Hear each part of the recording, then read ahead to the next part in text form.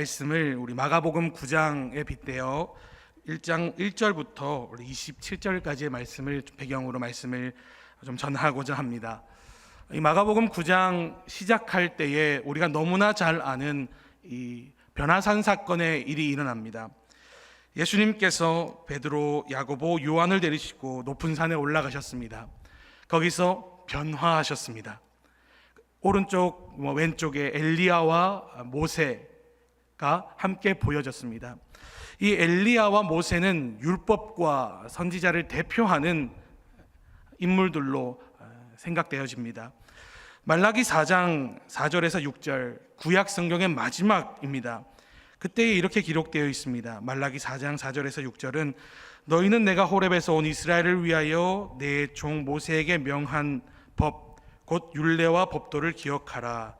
보라, 여호와의 크고 두려운 날이 이르기 전에 내가 선지자 엘리야를 너희에게 보내리니 그가 아버지의 마음을 자녀에게로 돌이키게 하고 자녀들의 마음을 그들의 아버지에게로 돌이키게 하리라. 돌이키지 아니하면 두렵건대 내가 와서 저주로 그 땅을 칠까 하노라 하시니라 말씀하고 있습니다. 그 구약 성경을 마무리하시면서 주님께서는 모세, 율법을 대표하는 모세, 선지자를 대표하는 엘리야의 이름을 거론하시며 구약 성경의 모든 기록을 마치셨습니다. 예수님께서 공생애를 시작하시고 이 변화산 사건에 올라가셔서 변화되신 뒤에 이 모세와 엘리야, 율법과 선지자의 모든 말씀과 모든 의를 성취하시기 위해 오신 예수 그리스도를 나타내고 계신 거죠. 성경은 이렇게 이야기합니다. 오직 예수만 보이더라. 한참 변화산 사건이 일이 있고 나서 음성이 들리고 결국 모세도 사라지고 엘리야도 사라지고 그곳 가운데 보였던 것은 예수 그리스도 한 분밖에 없었음을 성경은 이야기하고 있습니다. 모든 율법을 완성하시고 모든 선지자의 말씀들을 이루기 위하여 예수 그리스도께서 오셨다. 이제 모든 율법과 이 선지자의 강령들이 성취되어진다라고 하는 위대한 선언임을 우리는 알 수 있습니다. 마치 천국의 모형과 같이 예수님께서 변화하셔서 그곳에 임재하셨습니다. 그런데 그것은 높은 산 위였습니다. 이제 성경은 그 산 아래에 우리가 읽었던 이 배경의 말씀으로 우리를 초대합니다. 예수님께서 산 아래 내려오시니 사람들이 막 변론하고 있습니다. 막 싸우고 있습니다. 14절, 이에 그들이 제자들에게 와서 보니 큰 무리가 그들을 둘러싸고 서기관들이 그들과 더불어 변론하고 있더라. 뭔가 싸움이 일어났습니다. 뭔가 다툼이 일어났습니다. 예수님께서 물어보십니다. 너희가 왜 무엇을 가지고 변론하느냐? 왜 싸우고 있느냐? 왜 다투고 있느냐? 그 다음 말씀을 보면 귀신 들린 아이의 아버지, 귀신 들린 아이의 모습을 기록하고 있습니다. 변화산 사건에서는 예수님께서 변화하셔서 역사하시고 하나님이심을 드러내고 계시는데 예수님께서 잠시 자리를 비우신 그곳에는 이 천국의 모형이 아니라 마치 지옥의 모형같이 끊임없이 변론하고 또 싸우고 다투고 있습니다. 참 슬픈 것은 그 다퉜던 인물이 제자들과 서기관들이라고 하는 것입니다. 귀신 들린 아이의 아버지는 예수님의 소문을 듣고 그 거품을 물고 발작을 일으키는 아이를 데리고 예수님께로 데려왔습니다. 근데 예수님이 계시지 않았습니다. 그래서 제자들에게 고쳐달라 합니다. 제자들이 고치지 못했습니다. 서기관들도 고치지 못했습니다. 그들은 하나님의 은혜를 구하는 것이 아니라 누가 잘못했느냐, 왜 이 아이가 고쳐지지 않느냐 말로 서로 싸우고 있고 그 아이의 영혼과 상한 육체는 관심이 없고 오직 나의 옳음만을, 나의 의견만을 계속해서 피력하고 있는 모습을 성경은 기록하고 있습니다. 아무런 능력도 없고 회복시키지도 못하고 있는데 변론하고 싸우고 있는 모습을 보면 참으로 마음이 안타깝습니다. 그 아픈 영혼, 상처 입은 그 영혼이 관심의 대상이 아닙니다. 그 아이의 모습과 그 아이를 힘겹게 데려온 그 아버지의 모습을, 그 아버지의 마음을 이해하지 못하고 끊임없이 싸우고 있는 이 모습을 보면서 예수님은 참으로 탄식하고 계십니다. 믿음이 적은 세대요, 누가복음에는 패역한 세대요 라고 외치시고 계시죠. 어떠한 해결할 능력 없이 그것을 우리가 변론하고 이것이 옳다 저것이 옳다라고 말한다고 하여서 하나님의 역사가 이루어지는 것이 아닙니다.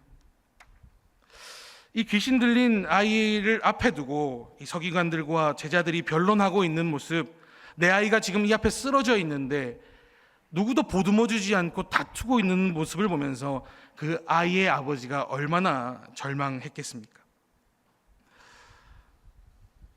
주님께서는 여러 성경에 그 마을과 고을 사람들 또 고향 사람들이 믿지 아니함으로 기적을 행하실 수 없었다라고 말씀하고 있습니다. 주님께서는 우리에게 일하시고 고치시고 회복하시고자 하시더라도 믿음이 그 모든 은혜의 통로가 되기 때문에 내가 믿지 않으면 어떤 문제도 해결될 수 없습니다. 그래서 예수님이 이렇게 탄식하시죠. 그 아이를 고치지 못하고 있는 그 제자들과 서기관들을 보면서 내가 얼마나 너희와 함께 있으며 얼마나 너희에게 참겠느냐. 주님께서 탄식하고 계십니다. 우리는 다 하나님을 믿는다라고 이야기합니다. 그러나 그 믿는다라고 하는 믿음에 대한 정의는 천차만별입니다. 주님께서 믿음이라고 하는 정의를 내리실 때 이 겨자씨 하나의 믿음만 있어도 산을 들어 명하면 옮겨질 거라 말씀하셨습니다. 실제로 예수님 앞에 믿음으로 나온 모든 사람들의 그 태산 같은 문제, 절대 해결될 것 같지 않은 문제는 전부 다 해결되었습니다.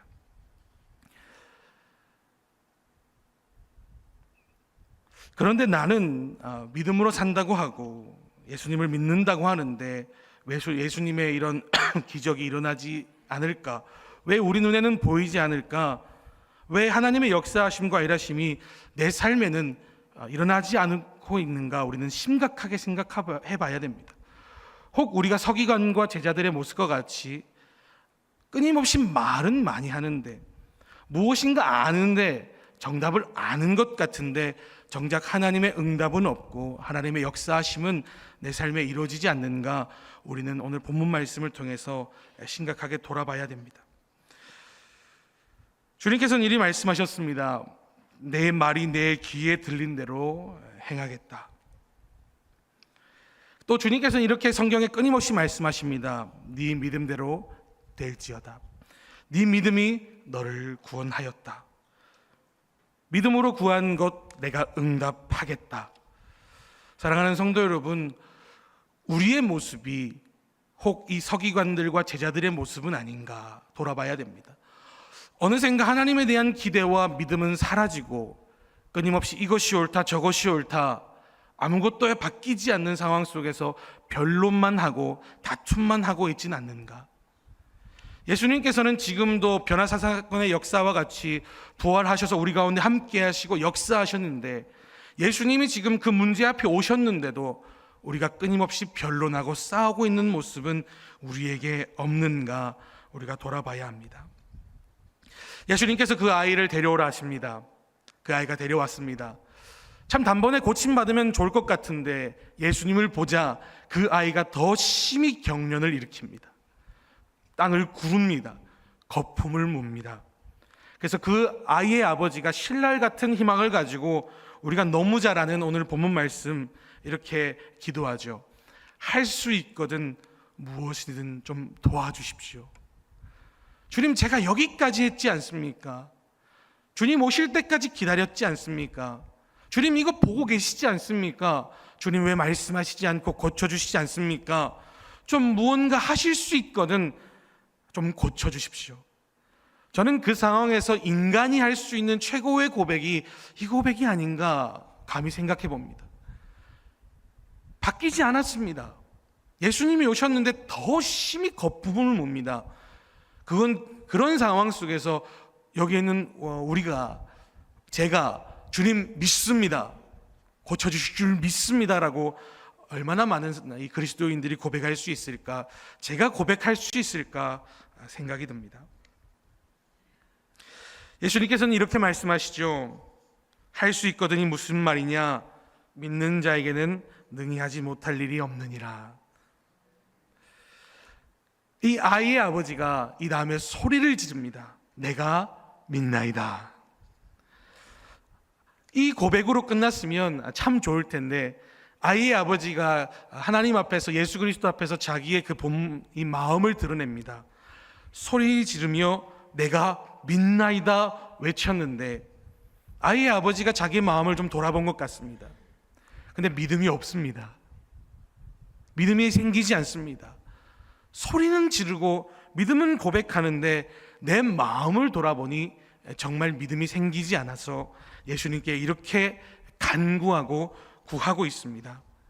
나의 믿음 없는 것을 도와주십시오. 예수님께서는 그 기도를 들으시고 더러운 귀신을 꾸짖어 그 아이를 고쳐주셨습니다. 사랑하는 성도 여러분, 영적인 질서를 보고 하나님의 말씀을 모든 역사 가운데 보면 이 아이는 고침받으면 안 됩니다. 예수님은 믿음대로 될지어다 말씀하셨고 늘 믿음을 따라 구원하셨습니다. 그런데 이 아이의 아버지가 믿음이 없습니다. 내가 믿나이다 소리는 질렀는데 그 다음 말씀을 보면 내 믿음 없는 것을 도와주십시오. 내가 도무지 믿음이 생기지 않습니다 라고 하는 고백입니다. 그러면 영적인 질서를 따라 신실하시고 진실하신 주님께서는 네 믿음을 키워와라 하시던가, 네가 믿지 아니함으로 내가 구원할 수 없고 응답할 수 없다라고 말씀하셔야 함이 맞습니다. 근데 주님께서는 그 아이를 고쳐주셨습니다. 그 아이의 아버지의 그 간구, 나의 믿음 없는 것을 도와달라고 하는 그 간구를 들으시고 주님이 믿음을 더하시고 믿음을 부어주신 뒤 이 아이를 고쳐주신 줄 믿습니다. 내 믿음대로 될지어다. 내 믿음이 너를 구원하였느니라. 이 말씀은 지금 우리에게도 동일하게 적용되는 살아계신 하나님의 말씀인 줄 믿습니다. 예수님은 귀신 들린 아이의 아버지에게 믿음을 요구하셨고 그 믿음을 간구할 때 믿음을 더하시면서까지 응답하셨던 것처럼 지금 우리에게도 믿음을 원하시고, 우리가 혹시 믿음이 부족할 때, 내 믿음이 흔들려질 때, 내 믿음이 낙심될 때 우리의 믿음을 구하는 나의 믿음 없는 것을 도와주십시오 라고 하는 이 기도에 지금도 주님께서는 응답하시는 줄 믿습니다. 인생을 살다 보면 참 많은 풍파를 겪고 믿음이 흔들리는 일을 많이 겪습니다. 죄송합니다. 저희들의 상황도 별반 다르지 않는 것 같습니다. 예수님이 우리 마음 안에 계십니다. 성령께서 내게 믿음을 더하여 주십니다. 인도하십니다. 우리가 받은 구원의 역사와 믿음의 증거들은 차고 넘칩니다. 교회 안에 들었던 간증도 수없이 많습니다. 근데 그 문제가 내 앞에 닥치면 우리는 믿음이 흔들립니다. 마치 내가 지금 물 위에 떠 있고 예수님께서 물 위에 동일하게 떠 있으신데, 내가 지금 물 위에 떠 있는데 옆에서 조그마한 파도와 바람이 불자 믿음이 흔들려 가라앉는 그 베드로와 같은 모습이 우리의 모습은 아닌가 생각해 봅니다. 주님 수없이 말씀하셨습니다. 믿음대로 될 것이다. 너의 믿음에 내가 응답할 것이다. 사랑하는 성도 여러분, 우리의 믿음이 흔들릴 때 이 아이의 아버지의 기도와 같이 우리의 믿음을 도와주시기를 간절히 간구하여 우리의 믿음을 날마다 성숙으로 성장으로 인도하시는 주님의 도우심 받는 우리 포항침례교회가 되기를 간절히 소망합니다. 예수님께서 이렇게 말씀하십니다. 제자들이 예수님께 묻지요. 예수님, 용서에 대해 알려주십시오. 몇 번 용서해야 합니까? 7번 용서하면 됩니까? 그러자 주님께서 이렇게 말씀하시죠. 70번씩 7번 용서해라. 이분우 권사님이 주여 하십니다. 기가 차신 것 같아요.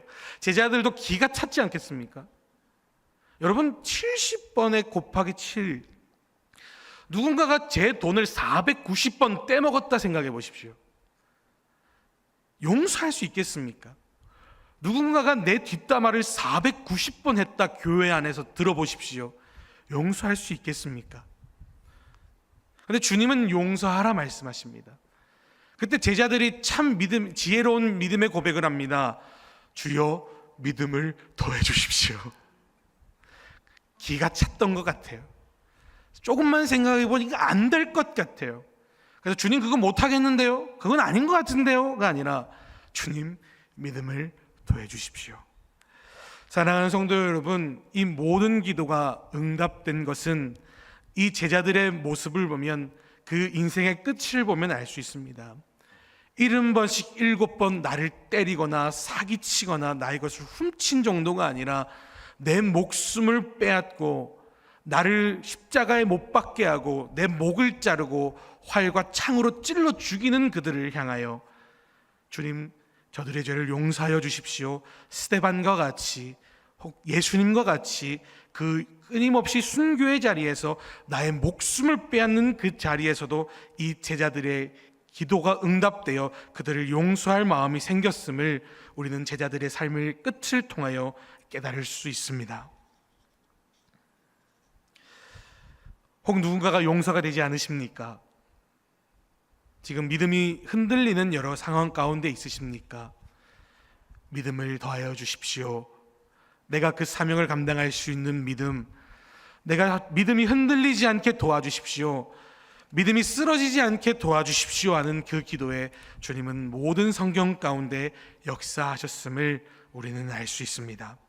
이 기도가 우리의 영혼을 살리고 우리의 삶을 책임지는 기도임을 확신합니다.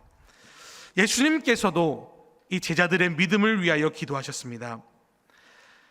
제자들과 만찬을 하신 뒤에 예수님께서 이 베드로에게 이렇게 말씀하시죠. 시몬아, 시몬아, 보라, 사탄이 너희를 밀가부듯 하려고 요구하였다. 너희가 나를 버릴 것을 알고 너희가 나를 떠날 것을 알고 너희를 쓰러뜨리고 무너뜨리려고 시몬아, 보라, 사단이 너희를 밀가부듯 하려고 나에게 요구했다. 참소했다. 내놓으라고 요구하였다. 누가복음 22장 32절에 그러나 내가 너를 위하여 내 믿음이 떨어지지 않기를 기도하였다 라고 주님이 말씀하십니다. 주님께서도 우리의 믿음이 떨어지지 않기를, 우리의 영혼이 사단에게 팔려가지 않기를, 죄와 사망에 쓰러지지 않기를 지금도 기도하고 계신 줄 믿습니다. 그래서 주님께서 너는 돌이킨 후에 내 형제를 굳게 하라 말씀하신 대로 베드로는 예수님을 3번 부인하고 버렸다. 예수님을 다시 만나 그 형제를 굳건하게 하였고 사도행전의 역사를 일으키며 교회를 책임지는 위대한 사도로 쓰임 받았습니다. 주님의 이 축복의 기도가 이 사도 바울에게, 베드로에게 응답된 줄 믿습니다. 성경은 이렇게 선언하십니다. 믿음은 바랄 수 없는 중에 바라는 것이다. 도무지 이해될 수 없고 받아들일 수 없고 용납할 수 없고 수용할 수 없을 때 우리의 믿음이 빛을 발하는 것입니다. 아브라함은 바랄 수 없는 중에 바랬습니다. 그것이 하나님 앞에 그의 의로 여김 받았습니다. 자기는 늙어갑니다. 자기의 아내의 이 경수가 끊어졌습니다. 아이를 만들 수 없습니다. 바랄 수 없습니다. 바라는 것은 이상한 일입니다. 상식을 뛰어넘는 일입니다. 그런데 이 아브라함의 믿음이 흔들리지 않았다. 바랄 수 없는 중에 바라였다. 성경은 선언합니다. 그리하여 아브라함은 예수 그리스도에 오시는 족보에 처음 이름을 새기는 믿음의 조상이 되었습니다. 믿음은 곧 우리에게 생명입니다. 우리의 영혼이 죽고 사는 문제에 달려 있습니다. 하나님의 위대한 이 모든 성경의 약속이 내게 성취되느냐 성취되지 않느냐에 달려져 있습니다. 믿음으로 우리는 천국에 들어가느냐 하나님의 백성으로부터 버림받느냐에 달려 있습니다. 우리의 모든 생사가 믿음에 달려 있다 해도 결코 과언이 아닙니다. 사랑하는 성도 여러분, 이 오늘 본문의 아이의 아버지의 고백처럼 날마다 우리가 주님, 나의 믿음 없는 것을 도와주십시오, 나의 믿음 없는 것을 도와주십시오 라고 기도하여 이 모든 축복과 구원의 통로가 되는 믿음으로 충만한 우리 포항침례교회 될 수 있기를 간절히 소망합니다. 누구나 상황 탓, 환경 탓, 사람 탓할 수 있습니다. 누구나 잘잘못을 따질 수 있습니다. 그것은 중학생만 되면 다 판단합니다. 그것이 우리를 살릴 수 없습니다. 변론한들 아무런 역사도 일어나지 않았습니다. 그 아이는 여전히 경련을 일으킵니다. 죽어갑니다. 불 가운데 물 가운데 던져집니다. 혹 우리의 믿음의 상황 가운데, 삶의 여정 가운데에 이런 문제가 있지 않습니까? 이제는 입을 닫고 우리의 변론을 거치고 우리의 의심을 거치고 주님께 내가 믿나이다 고백드릴 수 있는 우리가 되길 원하며, 혹 내가 믿음이 부족한다면 낙심하고 그냥 안 되겠거니 그 문제를 넘기는 것이 아니라 주님, 내 믿음 없는 것을 도와주십시오, 내 믿음 없는 것을 도와주십시오 라고 기도하여 생명 되신 예수 그리스도의 은혜, 그 응답의 은혜가 우리 포항침례교회에 가득하기를, 이 이른비 특별 새벽 기도 기간에 가득하기를 간절히 소망합니다.